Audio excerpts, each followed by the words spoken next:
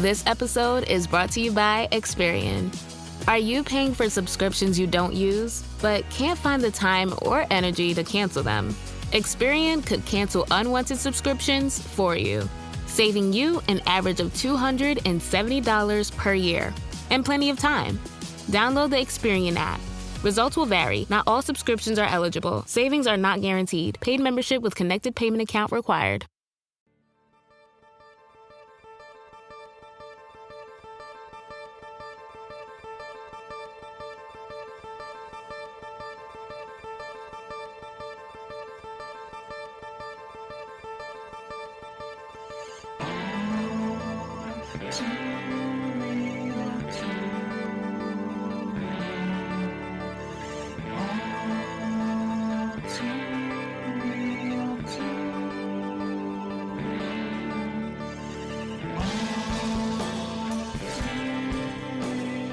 Okay, everybody, welcome to the latest episode of All Too Real 2. My name is Michael E. Cullen II, and with me, as always, is... Sesame, Nightmare Fuel, and Carta. Nightmare Fuel. Mm-hmm. I tried putting that in a car once. It didn't work.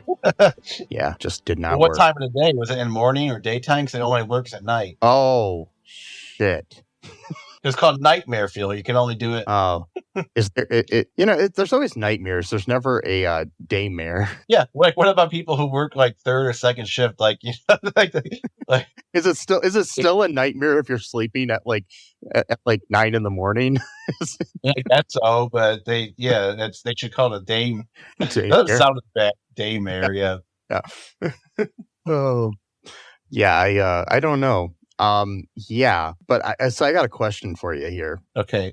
So like, you know, in the 80s and stuff, they had this movie called E.T. Right. You know, about a divorced family and a kid who befriends an alien. Then there was this movie called Gremlins, where this boy finds this creature inside of a box, and then there was like Back to the Future, where there was a crazy wild scientist who's somehow friends with a kid. Right. Yeah. Okay. And then there was like the TV show WKRP in Cincinnati, and you know, and you got the lovely Loni Anderson on that show. She's pretty popular. So you take all these elements and you put them into a movie, and you add in like the greatest voice actor of all time, Dom DeLuise. You'd think you'd have a good movie, right? I mean, of course. I mean, we already discussed a movie just a few weeks ago where Dom DeLuise played the voice of a character. And yes. I still maintain that movie has staying power. I don't care. I've watched it, twice. I'll probably watch it again sometime. Skateboard Kid, part 1, part 2. And I mean, he was in all those Don Bluth movies, and he was, American Tail, and he was in All Dogs Go to Heaven. You know, he's a great voice actor.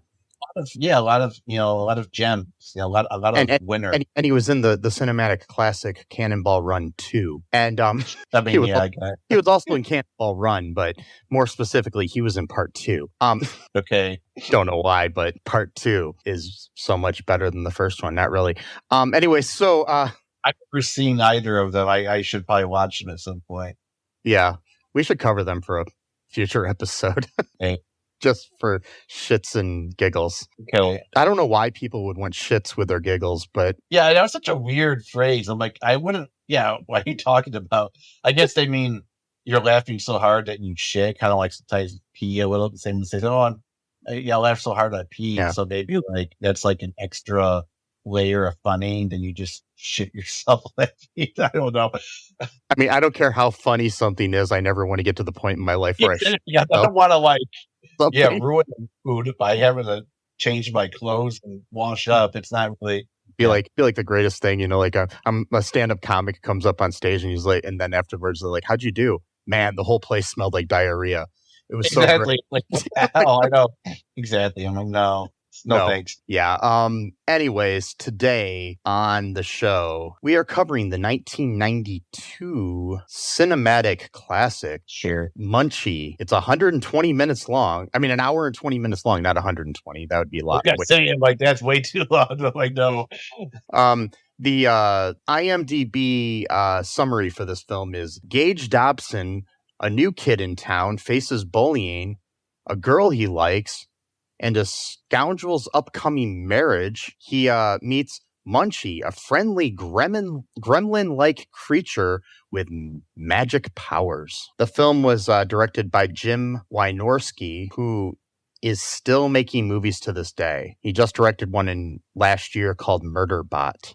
Okay. Yeah. He's also directed other classics such as Giantess Battle Attack, Bigfoot or Bust, A Doggone Christmas, Sexapede, Monster Cruise, Strip for Action. Oh my God. The Kevin Sorbo film Fire from Below. Oh.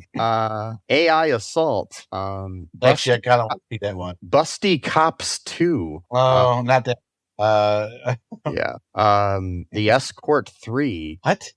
And some of these are downright pornographic sounding, like, and Little Miss Millions, starring Jennifer Love Hewitt from this movie. Wait, hold. Jennifer Love Hewitt's in this movie? Yeah, she plays Andrea, the girl that Gage has a crush. Oh, okay. This was her cinematic debut. Oh my God, that's sad. Yeah, but okay, I could sort of, all right, I can sort of see a resemblance now that you mentioned. This guy also directed Return of Swamp Thing. He's pretty much done a lot of like sci-fi and then kids movies and like very like what I'll call sexy movies. Such a weird combination. Yeah. Yeah. Maybe more power to him though if he's making money. Whatever. It's in his totally 70s or something, and he's still doing this shit. This was written by R.J. Robertson, the director Jim Wynorski, and Vincent Albert DeStefano. Cool. R.J. Robertson, who passed away in 1994, shortly after this movie, wrote Little Miss Millions, starring Jennifer Love Hewitt. Oh, okay. Directed by the same director. He, The Transylvania Twist, Beastmaster 2, A Portal Time, House 4, Munchie Strikes Back. Yeah. So yeah, that's what he has written. Hey. And then we have Vincent Albert DeStefano, who has written Munchie and a short film called Just My Luck. Well, we also got our boy Andrew Stevens that we saw in our last review of Skateboard Kid Part 2.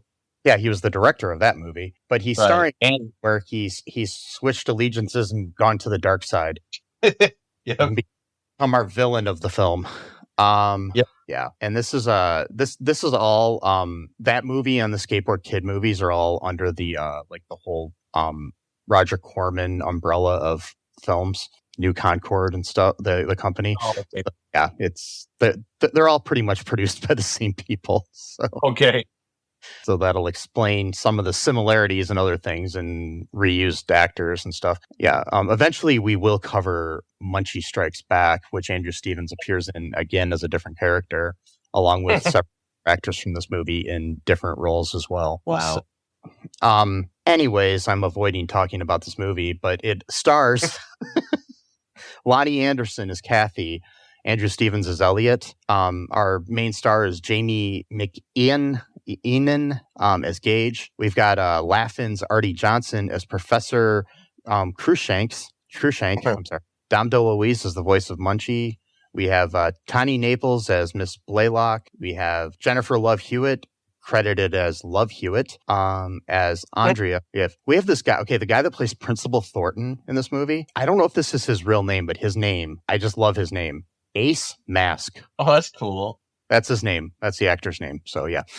That's part of the cast here that we've got. So this movie. Initial thoughts here. I don't know, man. I'm very confused. I watched this late at night, tired, of course, a little bit drowsy. I don't know.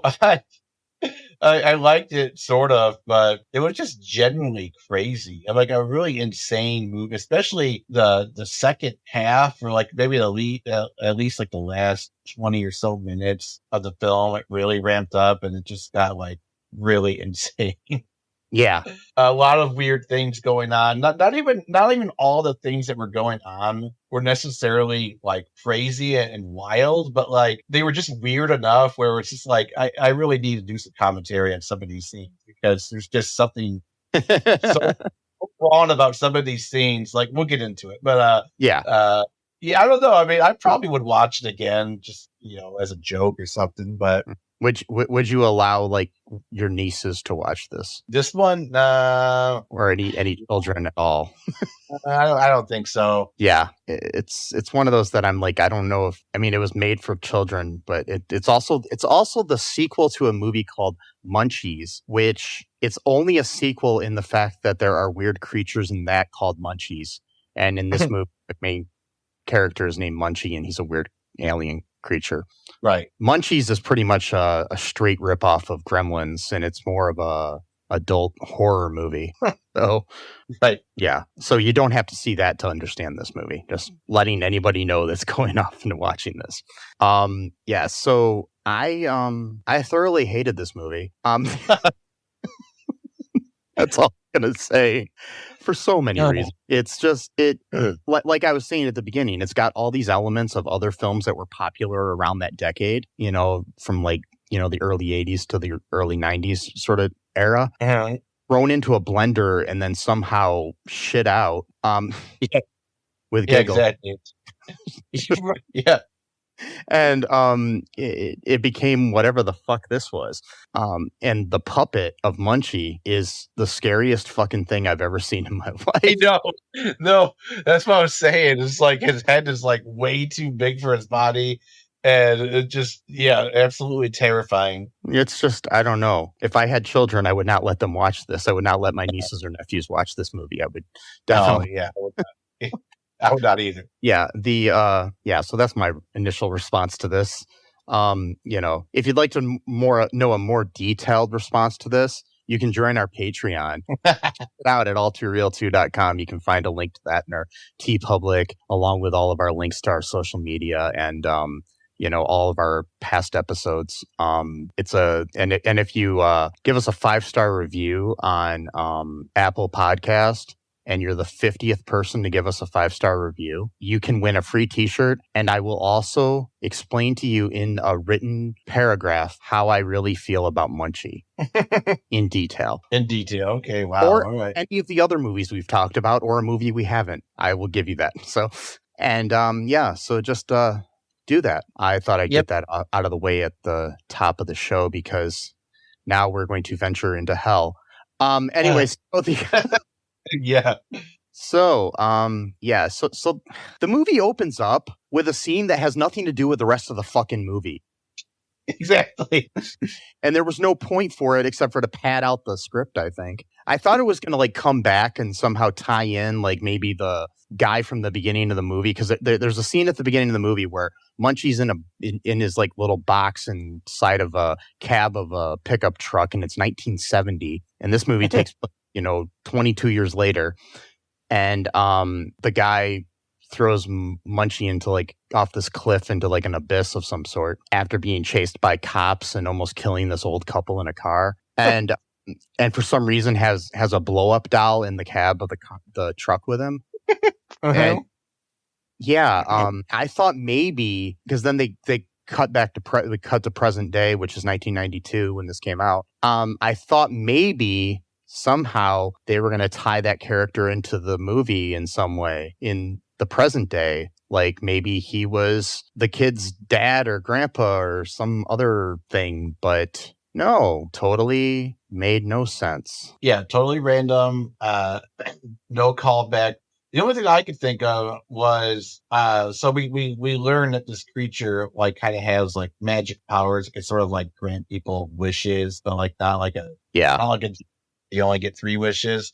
So my only thought from watching the movie after that scene, which again, that scene really did confuse me a lot too, because I was like, this movie is technically 80 minutes long, but the car chase scene's about 5 minutes, and then we get the credits, and then the end credits start at about 76 minutes. So we really have like only like 65 minutes of like actual movie time, and this car chase scene goes on for at least 3 or 5 minutes. And yeah, the cops so I was sitting there thinking like, maybe this guy, he discovered like this alien creature. and like the cops and authorities are after him because, you know, he's not supposed to know this like really secret information, like maybe the government is after him. It's like, oh, okay, you know, cool. He's like trying to protect this guy, or he's trying to protect his own life or whatever. But then no, he throws him into the well and he's all like laughing, like maniacally, like angry. It's like, oh no, he just hates this little creature. Yeah. And we don't know why. And then he throws him into like the what did it say, the endless hole or something, had some sign saying like it or whatever. I don't know. Okay, so yeah, there's like this endless pit that he throws him into. I don't know, man. And that's it. That's the whole scene. And then we don't get any indication about what that was about, what the context was. We're just left flying blind. And then, then it goes into 22 years in the future. We get this whole set of new characters. This kid named Gage. And I mean, later they show us that he had appeared throughout history in different times, like with the Egyptians and Romans and all these different things. And my thing is like, I don't know if it was supposed to be implied that this person at the beginning of the movie was somebody famous or something. Like, it would have made sense, like, if you're going to have this car chase scene, make the person like, you know, James Dean or Steve McQueen or something. You know what I mean? Like somebody famous that was known for racing and So I know something. Give us something to go off of, but no. And then then we get this kid. There's just so much going on with this kid. I don't even know where to begin. So like, he daydreams a lot. He has like these weird fantasies. Like, well, that's the other thing. But the daydreaming is totally like a Christmas Story ripoff. Oh yeah, no, totally. That's exactly what I was thinking when I saw it. Like, you know, like it's you know, like all the people that were mean to him, you know, are like saying sorry to him at his funeral, and like, okay, you know, and then I don't know, man. And then like, I don't know, I don't even know where to begin. So like, this kid named Gage, he's our main kid, our main boy, and he's a transfer student somewhere, and he daydreams in class a lot, and he likes this girl, I guess. And then there's like another kid that's like a rich kind of bully type of kid who wears like a fucking sweater over his, wears like a cardigan tied over, you know, like the preppy look. Yeah. And then like, we get this whole thing, by the way. So there's like, if there, I know I'm just joking, so don't take me literally, but like, if there ever was like a justified victim of like a school shooting, it would be him, like this kid and like his acolytes. I'm just joking, but like, it's so much I felt hatred I felt for this kid. It's like go ahead. He's totally like, but the problem with it is he is evil and everything, but they don't build anything up enough. No, they don't. They could have cut that whole first scene with the guy in the truck driving and stuff, and maybe had more scenes of Gage being bullied and shit like that, and maybe introduced Munchie a little bit earlier. Do something, you know. It just didn't. The movie wasn't fun enough. No, it wasn't. We don't see Munchie again until about 20 minutes into the movie, and again, the movie only has about what's that? I said maybe even a half hour. You know, that's what I'm saying. Yeah, so like, this movie only has like 65 minutes of like actual movie time, and so we're only getting him like a half hour, and he just looks like genuinely terrifying. What kind of concerns me about this, so Gage, you know, he finds this creature somehow just rummaging around somewhere, and like, he just like, of how readily he accepted that this creature existed without like showing any kind of like fear is astonishing to me, right? I don't know if he's got some kind of Stockholm syndrome or some kind of shock thing going on. But if I saw that thing, even as an adult, I would be screaming and running away from this thing. Like, and he's like, no, I'll just take you home with me and you could just like sleep in my room. No problem. Like, okay. And then like, he's like, oh, I can give you whatever you want, whatever. The kid's like, oh, you're lying. It's like, no, just try me. And so, you know, his mom like gave him a bunch of shitty leftovers for dinner because he got in trouble for some reason. Don't even remember why. Oh no, it's because the rich kids, one of his lackeys, threw his lunch tray, which happened to be like chili day or some shit, at the door at the hall. But then the principal happened to be coming out of the door just at that moment, of course. and then it got him in his suit all covered in chili and shit, and so he just readily accepted the rich kid's word that it was the new student because he's a piece of shit principal, and so I guess mom got called saying that your son did this at school, blah blah blah. And so she sent him. I always hated this, by the way, in movies. You saw this in the 80s a lot, even like in the early 90s, where it's just like you just send your kid to bed without dinner. Like that's such a cruel thing to do. Like you know what I mean? It's like like you're partially starving them. I mean, not literally starving. Yeah, but like it's just kind of cruel. Like kid to bed without dessert might be one thing, but sure. But you have to feed your kid. It's kind of the law. I know. I always hated that. It's like a weird punishment that you always saw in these movies. And like, but she eventually gave him food anyway because she felt bad about that. But it was like the shitty ass leftovers. So then he's like, oh well, I wish I had a pepperoni pizza instead of this, crummy leftovers or whatever. And then he's like, okay, you got it, or whatever his voice was. I don't know. And then so we get this scene. So I'm sitting there thinking like, oh, he's like a genie, right? Like he can just sort of produce this stuff like out of thin air. No, apparently his magic's a little more limited. I guess they were trying to go for like a unique factor of like, oh, would it be cool if this creature had magic powers but only worked somewhat? Because that's interesting, I guess. He can't actually manifest pizza. He has to have the pizza fly across town from an Italian restaurant, and the chef gets mad and he goes out chasing the pizza with his knife in hand. Well, is he gonna murder the pizza? Like I don't understand. Like, yeah, I don't either. What? But he's running down the street, and then all of a sudden, the cops see him running down the street with a knife in his hand, and of course they're going to arrest the guy.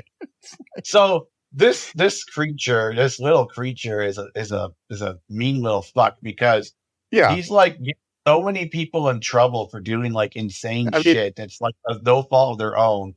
Yeah, I mean, this poor guy was just like really happy about this pizza he made for this couple that was having a romantic evening, and he was all happy, and then like 5 minutes later, he's in the back of a cop car. It's like, what the fuck? Like, lost his job, lost his vocation, lost his whole identity just because this piece of shit alien creature with like a head that's like 18 times too big for his body thought it would be cool to impress this little kid. That I want to see a side movie all about that chef and his day, and then he all of a sudden ends up in jail. He ends up like his whole life story from that point. I know, because like he was so proud of his work. He was like he was so happy that he made this nice pizza. I didn't do anything. I just made a pizza. Man, I made the best pizza. And of course, like no one believes him, right? Because he's talking about weird, like, oh yeah, you saw a flying pizza. Yeah, but hold on, there were witnesses. So you're gonna say all of the people who saw this were all insane at the same exact time? Come on, like that's not what a real detective would. Mass hysteria. Mass hysteria. Right. It's like so Salem witch trials, but it is the pizza trust. Oh god. And then so this pizza, but he made some joke too about Domino's, like, 30 minutes or more, it's free, or 30 bullshit, or whatever. 30 seconds or less, or lesser, it's free. And then, it took more than I timed it. I think it took more than 30 seconds for the pizza to get there. It was way more. Yeah, it was at least a minute or two. But it was free anyway. Because it was free anyways, because not only did they steal from this Italian restaurant, they lost this chef his job. They almost took off the heads of all these people walking down the street as the pizza was flying by. I'm just saying, this is horrible. I don't like this. Upsets me more than any other scene in the whole fucking movie. It does. I know we're like focusing so much on this one scene, but it sets you up. No, it's a setup because it sets you up for everything else Munchie does throughout this movie. That's quote unquote supposed to be helping Gage, but just gets him in trouble on multiple occasions throughout the movie. And even Gage, in his ignorance, again, because he just completely readily accepted that this was his new reality without like any kind of questioning, which then makes me question his critical thinking skills a little bit of like, do you just believe and accept anything that happens to you in your life? That's not really a good attribute to have. You might want to work on character a little bit on that. because Yeah. you could find yourself in real bad trouble at some point in your life. You're just like, I guess this is life now. And the difference between acceptance and resignation, just saying. And so they get okay. So second part that made me mad about this scene. So they get the pizza finally, and then Gage is like, ew, I hate anchovies or whatever. So you mean to tell me that this couple at a romantic dinner ordered anchovies on their pizza? That's a very rare topping that people get on pizza. So you're telling me, I guess it's bad too. What's that? Don't anchovies make your breath smell bad too? I would imagine. I mean, it's fish. I mean, it's salty fish. So that would be you'd want to eat before you're gonna probably make out or make love after your dinner. But yeah, exactly. Yeah, exactly. Yeah, I want to kiss someone after we both ate anchovies. That's a song title I'm going to come up with, by the way. But like, and yeah, I'm going to use that as a song title. But like, yeah, I don't know, man. It's just like that. Yeah, that one scene is like kind of stuck with me. Like this anger that it brought up in me. Like it took too long. The graphics sucked. Fine. 1992 is a cheap production company, whatever it is. But and then like it's after that though that the chaotic nature of Munchie just progressively gets revealed throughout the rest of the film. For one thing, too. So there's one part. I know I'm like rambling. There's one part though when he goes to school, he shows up at Gage's school because he listed like a whole bunch of things he wanted. Like he wanted the pizza, he wanted that girl to like him, he wanted the kids to stop bullying him, etc. There's a whole bunch of things that was going on. So he comes to the school with them because apparently he needs to like be at, which is weird. So hold on a sec. So he's able to manifest the pizza from the Italian restaurant going all the way to Gage's house, but he has to be at Gage's school to do the things that Gage's wants. So I'm not really sure how that works out. But like, anyway, that's no matter. But like, by the way, this is elementary and middle school. Just I'm letting you know right off the bat of that one. And there's a creepy line when Munchie says, "When's cheerleading practice?" Okay. Yeah. All right. Okay. And again, maybe they thought that was just a funny little line to throw in there, but it's a little bit creepy when you actually look at the context of a freaky looking alien. So I wanted to point something out before we got too far in. So in his like one like daydream situation where he is dreaming about, being dead and all these people coming to see him. The undertaker at the funeral home is randomly played by Angus Scrimm, who is known as the tall man in the Phantasm series of horror. I saw him and I was just like, wait, is that Angus Scrimm? And it was. And I just think it's interesting that one of like a horror icon is just randomly playing the Undertaker in this movie. One scene. Yeah. That's all he's done. He looked familiar to me. I mean, I didn't know his name, but he did look familiar to me. Mm-hmm. It's just kind of weird. I'm sure it is weird. It's weird. I looked it up and he's also in the sequel. So, of course, why not? I mean, I mean, we're working with different rules here when it comes to this movie. So like, there's just, what's that? Sorry.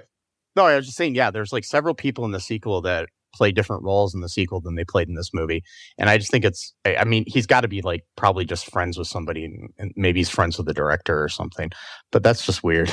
I mean, yeah, it's probably something like that. It's like a Turbulence 3 type of situation where in Turbulence 2, you've got this like dude who works for like the government as like a computer hacker or like an anti-computer hacker or whatever. It plays in Turbulence 3, he plays a computer hack. So I'm again, my dumbass is thinking, because I always try to add context to things to make it make more sense than what the movie itself makes it. So I'm like giving the movie more credit than it deserves. So my dumbass was thinking, oh, well, since he worked for the government as a computer person, maybe he switched sides and now he's a computer hacker. So he's going to maybe they fired him or something happened where he changed allegiance. Like, no, nothing like that. It's the same actor, different character.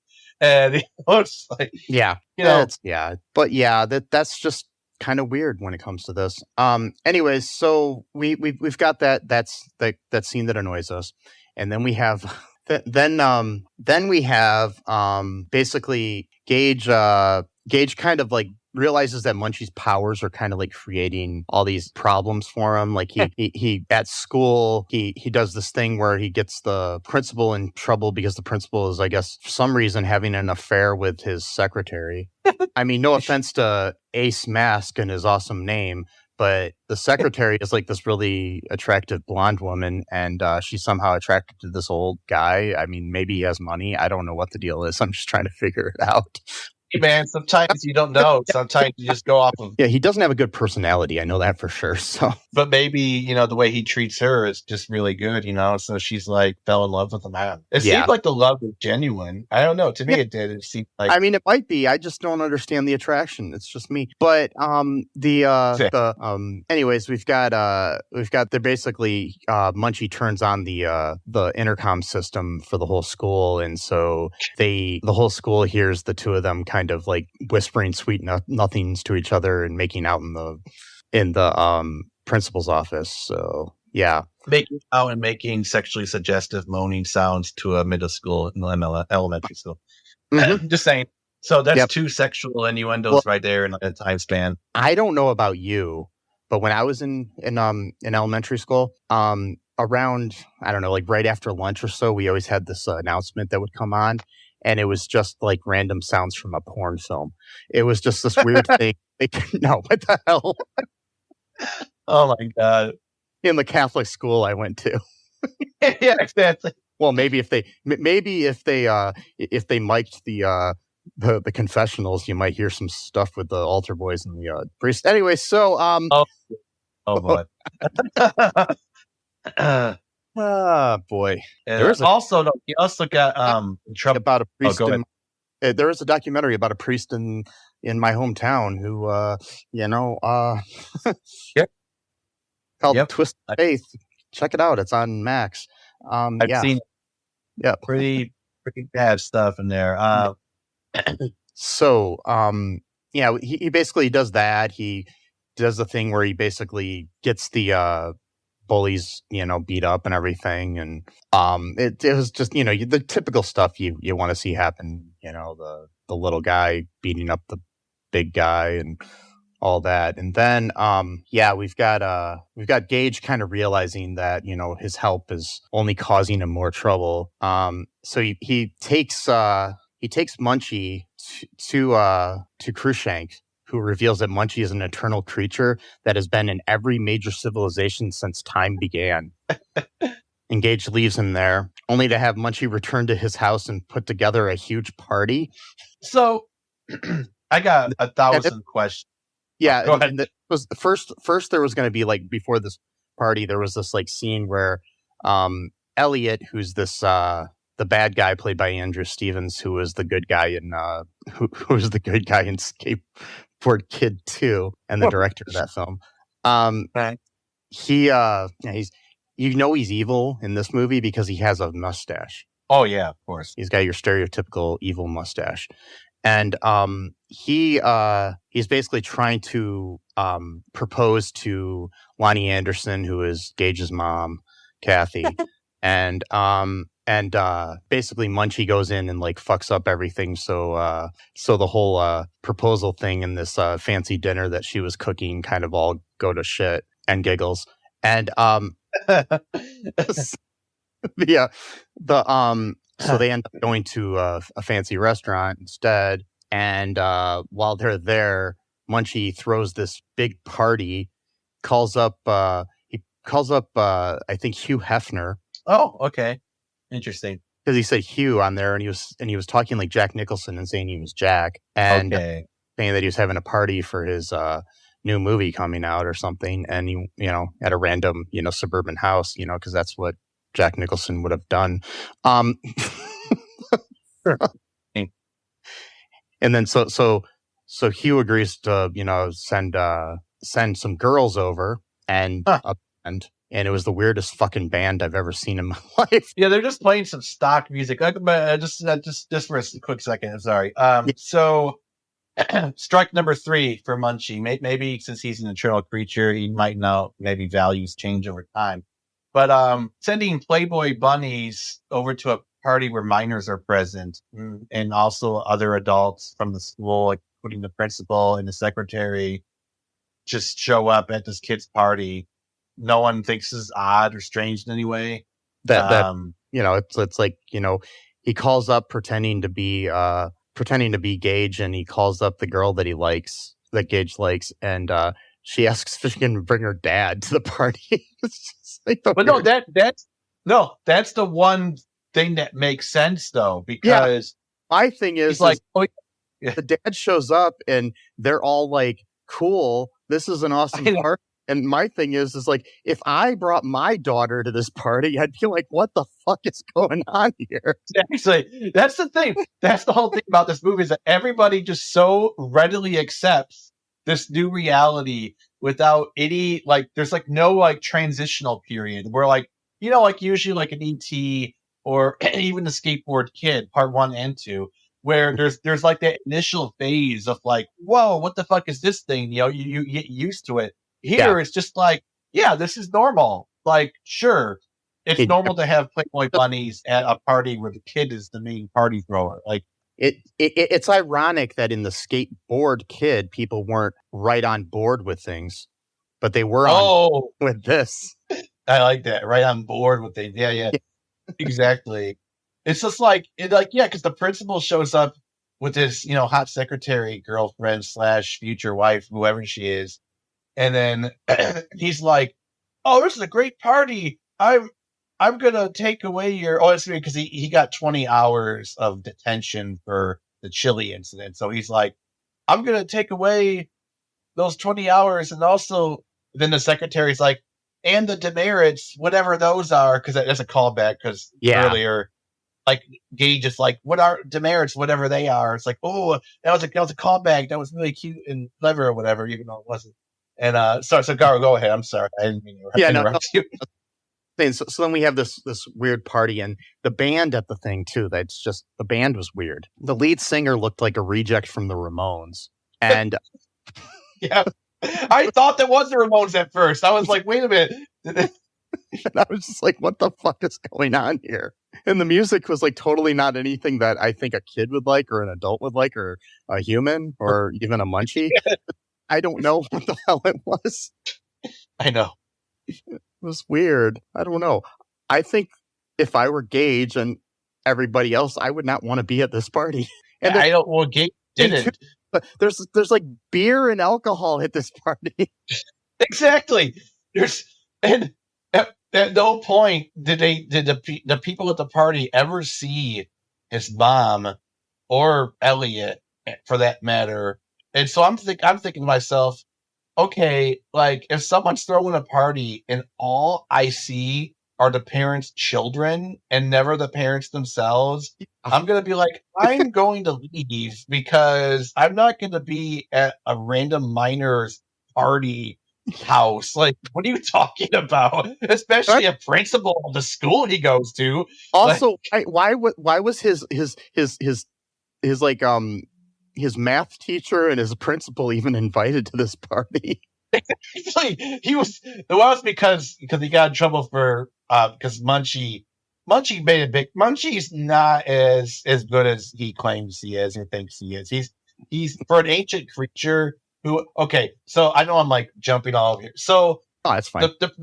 The university professor, the eccentric guy, he's like really into like ancient civilizations, and he wants to like get like a grant so he could like go to other countries and like study it more or whatever. So like he shows Gage all this ancient pictures of Munchie being present or orchestrating all of these like huge historical events that have like shaped civilization as we know it, that got us to the point that we are today. And you mean to tell me that the same ancient creature cares just as much or perhaps even more for Gage's ridiculous wishes? Really? Like, okay, talk about demotion. I don't get it. I really don't get it. Like, you're meaning to tell me Munchie probably is the one who commissioned like building the pyramids, which means he issued slave labor. So that's another sin on his list of big sins that he's doing already in this movie. But at least, the pyramids are something that people know about. They're historical. At one point in the movie, he also says that he invented the automobile. So Oh, it's right. Yeah, it's right. He did. And so now his big accomplishment is throwing a party for his 10-year-old friend where a bunch of adults, including his teachers and principals, are drinking alcohol and dancing seductively with their hot secretaries. But also, he invented the automobile, which eventually led to the Henry Ford Motor Company, which led to Henry Ford. That didn't lead to Henry Ford. He would have been born regardless, but it also led to the fact that he was a Nazi. And it used to give people free copies of the Protocols of Zion whenever you bought it. Yeah. Yep. Good job, Munchie. And he was famously anti-union and very whatever. Yeah, good job, Munchie. I really hate this character so much. I loathe him with a passion. This fucking guy. Told all the time when I grew up that he invented the automobile, which he really didn't. It was invented by a German person, but whatever. Fuck the world. Totally, exactly. It was a German engineer who made. Yeah, of course. Germans, I know with the Nazis and shit, Germany's got a bad name. Sorry, I didn't mean to. But I just had to say that. So, the company Haribo, the gummy bear company? Yeah. Okay, that's a German company. It's like an acronym for like the different names of the guy who created the company or whatever, like Harrison and something like or whatever. And then, but that was the first official company that made a gummy candy. So Germany is credited for the automobile, gummy candies, and the Nazis. Yeah, some are more better than others. And Fanta. And Fanta, which is also a Nazi commissioned company. And then there's also Adidas and Puma. So lots of things. That were created by the Daschler brothers who ended up hating each other, and they had the Daschler brothers shoe company, and then they split off, and one created Adidas and one created Puma. And in the town where they're made, there's actually a dividing line in that town where if you live in one side of the town, you're an Adidas person, and if you live on the other side of town, you're a Puma person. And sad. That's really, really sad that you're tribalistic on shit. And one of the brothers was literally a Nazi. And I guess Munchie's probably behind that one. The Daschler brothers did make the shoe that what's his face the really famous African American runner who ran during the German Olympics under the Nazi rule. I know what you're saying, but I know what you're talking about. He ran wearing their shoes because his shoes got lost in transit or something. So so a little history there about that. So. You tell me he lost his shoes during running against a fascist regime, and recently a certain person lost his shoes, and he's kind of a fascist himself. Because I think Munchie might be behind that too. Yes, I'm not making any direct references here. I'm just saying someone lost their shoes, and after a really I know what you're talking about. Yeah. Anyway, yes, Jesse Owens is the name of the runner. It just came to me, and I'm just like, Jesse Owens. I couldn't remember, but yeah. Hitler pulled like his own version of Trump. Oh, sorry, I didn't mean to mention the name. Hitler pulled his own Trumpism during that time, where he was for sure. Go ahead. His own Trump card, as you say.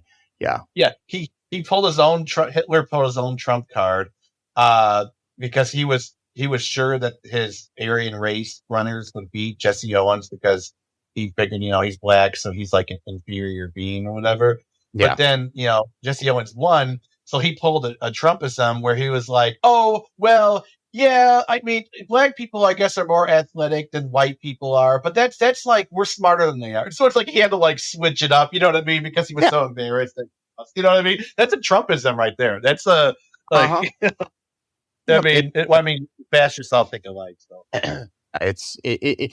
I think many people have pulled similar things, not just Hitler and Trump, but it's definitely indicative of both of them or whatever. Yeah, so of that type of person. Anyway, so Gage just is not happy with things. He kind of basically his mom and Dr. Elliot come back, and Elliot sees Munchie and he throws him into a garbage bag. Oh, we forgot. So Elliot, he's like a total asshole character. So they make his job even an asshole, where he injects animals with cancer cells. Yes. And then studies how they died. Yes. And so he wanted to do experiments on Munchie. That's another layer to Elliot's character. Yeah, Yep. Yeah. Speaking of Nazis, he's very much like, Mengele or something. It's just very So the the whole we've got the whole idea that so he throws him into a trash bag because that's gonna be healthy. But I guess he doesn't care because he wants to kill him and experiment on him. See, that's the thing I don't understand. Like, if aliens really visited us, do you think we would have somewhere like Area 51, or if they already have, that we just basically experimented on them and killed them? Yeah. Why? Yeah, because my opinion, that'd be the stupidest thing. Because my thing is I'd want to learn from them, and especially if it's a creature like Munchie, who can fully speak English. It's like. I mean, he probably speaks any language. He probably has command of any human language or more. So my thing is if I did that, I would definitely want to no. Oh, what the heck? Oh, you know who also was a writer on this movie, but it wasn't listed on IMDb, but is listed on Wikipedia? Michael Hitchcock. Do you know who that is? He's an actor who's been for Guffman, Best in Show, A Mighty Wind, For Your Consideration, Mascots. Wait, that dude? The dude that was in the new Main Street Singers? No, he was like the owner of the theater that they performed in A Mighty Wind. The one who worried about like the like the flowers poking people's eyes out and stuff and everything. Dude, like he was in what was it? Larry Sanders Show, right? Was he in that? He might have been, but he's what the hell? It was just listed there. Is that right? Maybe it's a different Michael Hitchcock. No, it links to him on. Okay. But sorry for this, folks, but I just think it's interesting. I'm going to see what his writing credits are and see if Munchie comes up. Yeah, that dude is like in everything. By the way, he did a really good interview with Mark Maron back a couple of years ago. Did he? Yeah, I think it was about 3 years ago, like 2021, I think is when it was. It's funny. It's not on his IMDb credits, but it is on his Wikipedia credits. So it could be true or it could not be true. But he also did write Sleepaway Camp 2 and Sleepaway Camp 3, which I didn't know, under the name Fritz Gordon. Okay. Yeah. Okay. Yeah. He also wrote the movie House Arrest, Problem Child 3, The Ultimate Christmas Present, Satan's School for Girls. Okay. Several episodes of Glee and stuff like that. So anyways, because he appeared on Glee as well. So yeah. Anyways, so that's funny. No, it really is funny though. That's if he wrote this, that's interesting. So what happens next? So Elliot like completely loses his mind within like a 10-minute time span, and it becomes like a complete raving lunatic after seeing. Again, everybody in this movie, they see Munchie and they don't even flinch. They just like accept that this creature exists. Like there's just nothing, like there's no transition like to like, oh wow, like my whole world has been shaken up. Like, you know what I mean? It's like there was more resistance in Howard the Duck than there was this to the fact that somebody could... No, there was. No, really, there was. And so Elliot, he just lays eyes on this creature because Munchie accidentally drank too much and he fell asleep from being drunk. So, drinking at a party he threw for a 10-year-old kid where there was alcohol and Playboy girls and teachers and principals and no parents inside. Anyway, so lots of laws being broken simultaneously.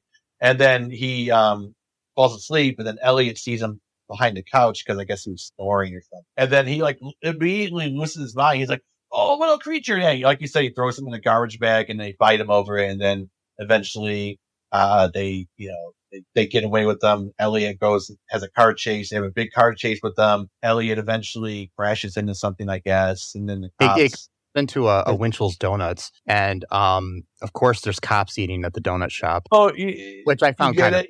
That was actually kind of humorous, like, but it wasn't like in your face humor.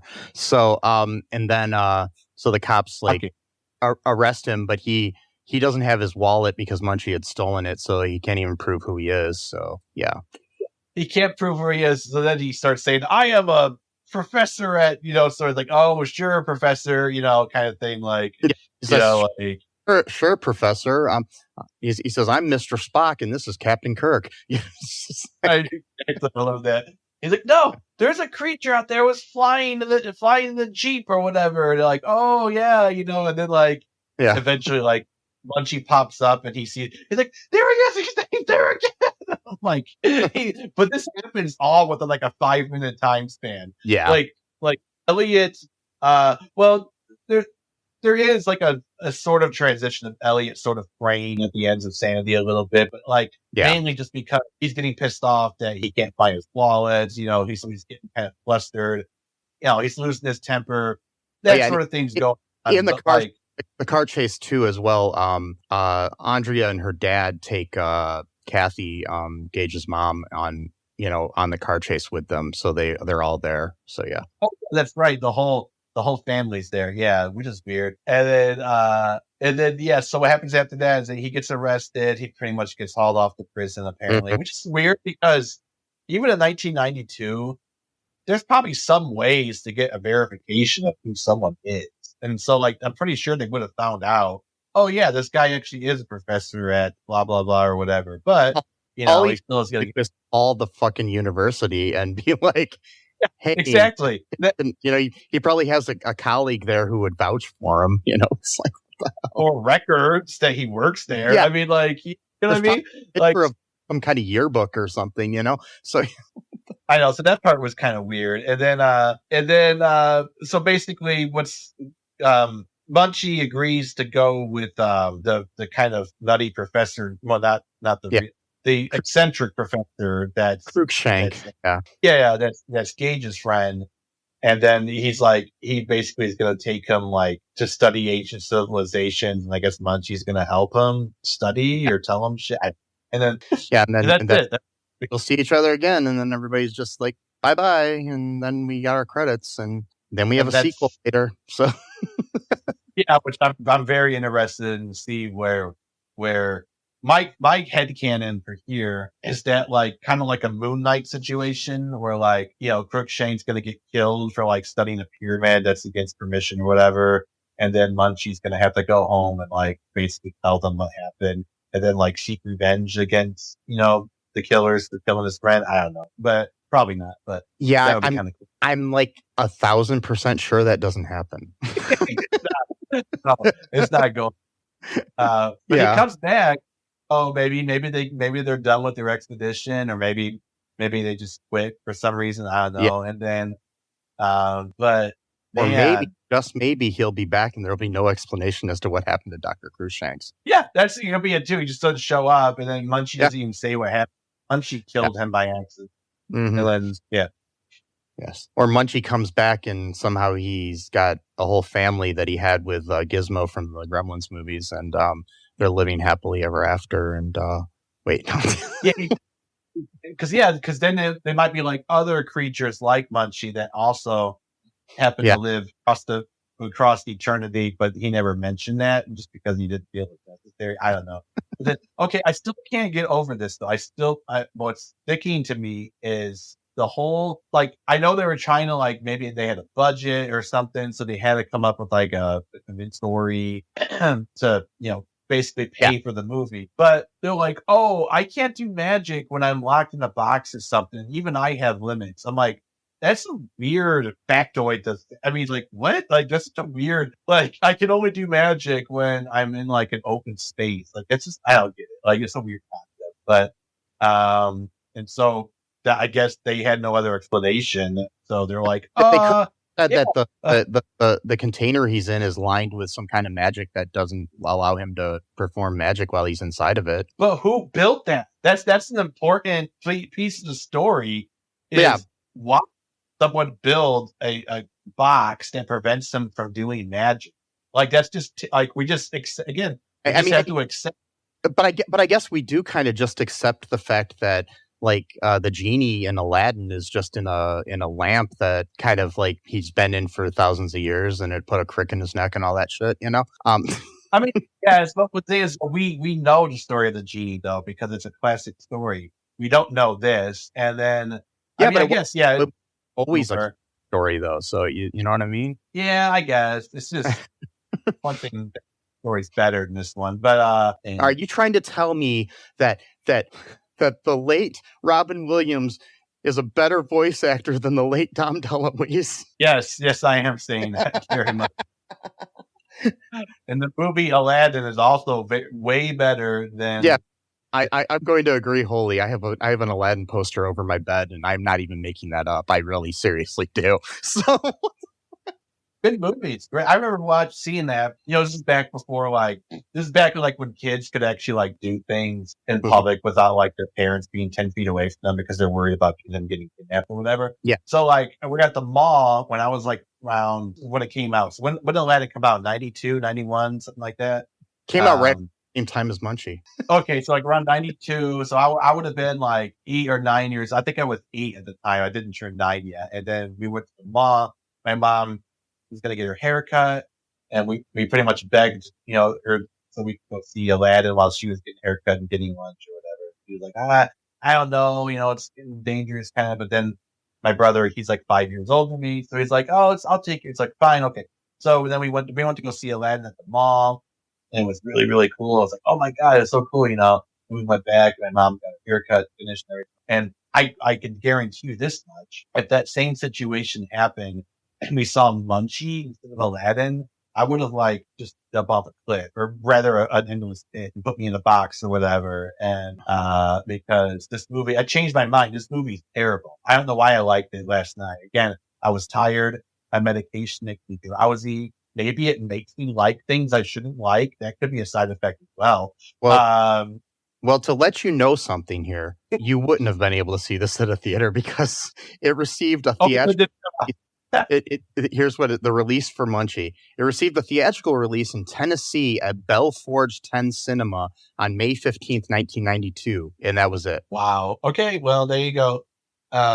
Unless you grew up in Tennessee and I didn't know about this. And you happen to be in that city and you happen to be... I'm just saying, I don't think you and your brother and stuff went all the way to a mall in Tennessee to see Aladdin. We didn't drive all the way to a mall in Tennessee so my mom could get her haircut. And then, if we could go to the movie theater inside the mall. Because back then, the movie theater was actually inside the mall itself. Like not like it is now where you got to go upstairs or whatever. Like They still have that in some places, so yeah. Oh, okay. That's cool. Yeah, but if you're listening in the future, malls were these places where they had these shops where they sold things. It was like a whole bunch of stores within a big building. It was like Amazon, but inside of a building. Yeah, no, that's a really good. Yeah, that's a really good analogy. That's exactly what it was. Is/was, and Yep. So, yeah, it's our fucking that's piece of shit. I hate Munchie, both the movie and the character. I frankly do not want to see him in part 3, but we're probably going to review it anyway. Part 2. Munchie Strikes Back. Sorry. I should say. Sorry, Munchie Strike. Part 3 of the Munchies franchise or whatever. But yeah, Munchie but to let you know, sadly, when we do watch it, his voice has changed. So, damn it. Or for the better, who knows? It's Howard Hessman takes over, as in another WKRP in Cincinnati actor. So what the hell? I swear to God, like they just like get these people from like various shows and they just start picking off one by one. But goddamn, I just hate Munchie. I hate this character so much. He's a piece of shit. Terrible person. He looked in the near future. We shall cover Munchie Strikes Back. And I hope you all will join us for that. And any other episodes we have in the future, and in the past, and in the present. In the present, yeah. Yep. Time is cyclical, kind of, I guess. Join us for all of our episodes whenever you want. And if you can go back in time and listen to our episodes when they first premiered, I think you should do something else with your time machine. I'm just telling you that. So.